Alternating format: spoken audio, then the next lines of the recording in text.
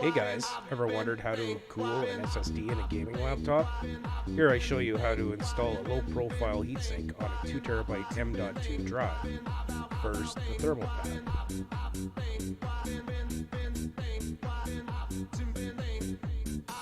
Then the copper plate, secured by rubber bands. Just like that. Next, install the SSD normally as you would any other, being careful, of course, to make sure everything clearances. Screw it in and you are done. Do you have a better way to do this? Let me know in the comment section below. This is an Alienware M15 R4 with a 3070 RTX, and it is done.